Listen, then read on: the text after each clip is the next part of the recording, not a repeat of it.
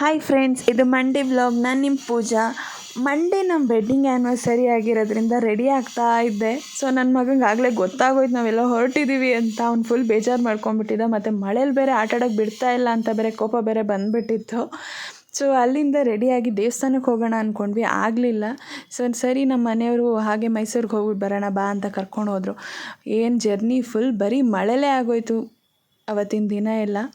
ಹೋದ್ವಿ, ಅಲ್ಲಿ ಹಂಗೆ ಬಿಸಿ ಬಿಸಿ ಟೀ ಕೊಡಿಸಿದ್ರು. ಟೀ ಕುಡ್ಕೊಂಡು ಹಾಗೆ ಜರ್ನಿ ಕಂಟಿನ್ಯೂ ಮಾಡಿದ್ವಿ. ಅಲ್ಲಿ ಮಾಡಿ ಶ್ರೀರಂಗಪಟ್ಟಣ ಹತ್ರ ಇರೋ ಮುರಳಿ ಫಾಸ್ಟ್ ಫುಡ್ಗೆ ಹೋದ್ವಿ. ಊಟ ಮಾತ್ರ ತುಂಬ ಚೆನ್ನಾಗಿರುತ್ತೆ. ಮುದ್ದೆ ಉಪ್ಸಾರೆಲ್ಲ ಕೊಡ್ತಾರೆ, ತುಂಬ ಚೆನ್ನಾಗಿರುತ್ತೆ. ಹೋಗಿ ಟ್ರೈ ಮಾಡಿ. ಆ್ಯಂಡ್ ಅಲ್ಲಿಂದ ನಾವು ಹೋಗಿದ್ದು SPR ರೆಸ್ಟೋರೆಂಟ್ಗೆ. ಅಲ್ಲಿ ಹೋಗಿ ಸ್ನ್ಯಾಕ್ಸು ಮತ್ತು ಕಾಫಿ ಕುಡ್ಕೊಂಡು ಅಲ್ಲಿಂದ ಸ್ವಲ್ಪ ಕೆಲಸ ಇತ್ತಲ್ಲಿ. ಅಲ್ಲಿಂದ ಮುಗಿಸ್ಕೊಂಡು ಫ್ಯಾಷನ್ ಫ್ಯಾಕ್ಟ್ರಿಗೆ ಹೋದ್ವಿ. ಯಾವುದೂ ಇಷ್ಟ ಆಗಿಲ್ಲ ಶಾಪಿಂಗ್ ಮಾಡೋಕ್ಕೆ. ಅಲ್ಲಿ ಪುಟ್ ಡ್ರೆಸ್ ಮಾತ್ರ ತುಂಬ ಇಷ್ಟ ಆಯಿತು, ನೋಡ್ಕೊಂಡು ನಿಂತಿದ್ದೆ. ಅಲ್ಲಿಂದ ಮತ್ತೆ ಕಂಟಿನ್ಯೂ ಮಾಡಿದ್ವಿ ಜರ್ನಿ.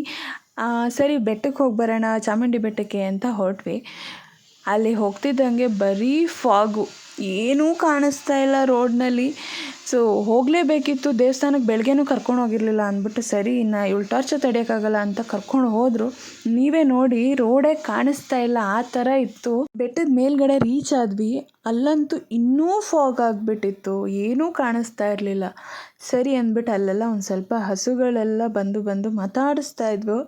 ಅವ್ರ ಹತ್ರ ಎಲ್ಲ ಮಾತಾಡಿಕೊಂಡು ಹಾಗೆ ಹೋದ್ವಿ. ದರ್ಶನ ಬಂದು 7:30ಗೆ ಅಂತ ಹೇಳಿದ್ರಿಂದ ಸ್ವಲ್ಪ ವೆಯ್ಟ್ ಮಾಡ್ಕೊಂಡು ಹೋಗೋಣ ಅಂದ್ಕೊಂಡು ಸರಿ ಬಿಸಿ ಬಿಸಿಯಾಗಿ ಜೋಳ ತಿನ್ನೋಣ ಅಂತ ಜೋಳ ಹತ್ರ ಹೋದ್ವಿ. ಸೊ ಜೋಳ ಏನೋ ಬಿಸಿ ಮಾಡಿ ಕೊಟ್ಟರು, ತುಂಬ ಚೆನ್ನಾಗಿತ್ತು. ಅದಾದಮೇಲೆ ಹಂಗೆ ಇರುತ್ತಾ ಹೊಟ್ಟೆ, ಇನ್ನೂ ತಿನ್ಬೇಕು ಅನ್ಸುತ್ತಲ್ವಾ. ಆ ಟೈಮಲ್ಲಿ ನಂಗೆ ಮನೆಯವರು ನನಗೆ ಹಸು ಎಲ್ಲ ಇಷ್ಟ ಅಂದ್ಬಿಟ್ಟು ಅವರೊಂದಷ್ಟು ಬಾಳೆಹಣ್ಣು ತಂದುಕೊಟ್ರು. ಸರಿ ಕೊಡ್ತಾಯಿರು ನೀನು, ಅಷ್ಟರಲ್ಲಿ ಬೇರೆ ಏನಾದ್ರು ತಿಂಡಿ ತಂದು ಕೊಡ್ತೀನಿ ಅಂದ್ಬಿಟ್ಟು ಎಲ್ಲದಕ್ಕೂ ಕೊಡ್ತಾಯಿದ್ದೆ. ಏನು ಒಂದು ಹಸು ಬಂದರೆ ಎಲ್ಲ ಹಸುಗಳು ಬರ್ತಾಯಿದ್ವು. ನನಗಂತೂ ಅಷ್ಟು ಖುಷಿಯಾಗತ್ತೆ ಹಸುಗಳಿಗೆ, ಈ ಕೋತಿಗಳಿಗೆಲ್ಲ ಏನಾದರೂ ಊಟ ಕೊಡೋದು ಅಂತ ಅಂದರೆ. ಸೊ ಎಲ್ಲದಕ್ಕೂ ಕೊಟ್ಟಾದಮೇಲೆ ಒಂದಕ್ಕಿಂತ ಒಂದು, ಅದರಲ್ಲಂತ ಚಿಕ್ಕ ಕರು ಅಂತೂ ಹೊಟ್ಟೆ ಕಿಚ್ಚು, ಎಲ್ಲ ಯಾವುದಕ್ಕೂ ಕೊಡೋಕ್ಕೆ ಬಿಡ್ತಾಯಿರಲಿಲ್ಲ, ಅದೇ ಬಂದು ತಿಂತಾಯಿತ್ತು. ಅದಾದಮೇಲೆ ಸ್ವಲ್ಪ ಬಜ್ಜಿ ಬೋಂಡ ಎಲ್ಲ ತಿಂದ್ವಿ. ಅದಾದಮೇಲೆ ನಮ್ಮ ಮನೆಯವ್ರು ಬೇರೆ ನನಗೆ ಪ್ರೀತಿಯಿಂದ ಹೂವೆಲ್ಲ ಕಟ್ಸಿದ್ರು ಆ್ಯನಿವರ್ಸರಿಗೆ ಅಂತ. ಅಲ್ಲಿಂದ ದರ್ಶನಕ್ಕೆ ಹೋದ್ವಿ. ಒಳಗಡೆ ಮೀಡಿಯಮ್ ರಶ್ಶೇ ಇತ್ತು, ಅಷ್ಟೇನು ತುಂಬ ಏನು ರಶ್ ಇರಲಿಲ್ಲ. ದರ್ಶನ ತುಂಬ ಚೆನ್ನಾಗಾಯಿತು. ದೇವ್ರದ್ದು ಬಳೆ ಪ್ರಸಾದ ಎಲ್ಲ ಸಿಕ್ತು, ಖುಷಿಯಾಗ್ಬಿಡ್ತು ನನಗೆ. ದರ್ಶನ ಮುಗಿಸ್ಕೊಂಡು ಹಾಗೆ ಹೊರಗಡೆ ಎಲ್ಲ ಬಂದು, ಸೊ ಬೆಳಗ್ಗೆ ಹೊತ್ತು ಹೋಗಿದ್ರೆ ಮೇ ಬಿ ಕೋತಿಗಳು ಸಿಗ್ತಾಯಿತ್ತೇನೋ. ಈ ಸತಿ ಕೋತಿ ಸಿಗಲಿಲ್ಲ, ರಾತ್ರಿ ಆಗಿದ್ರೆ ಅದರಿಂದ. ನೋಡಿ ಎಷ್ಟು ಪ್ರೀತಿಯಿಂದ ನಮ್ಮ ಮನೆಯವ್ರು ಹೂವು ಮುಡಿಸ್ತಾ ಇದ್ದಾರೆ.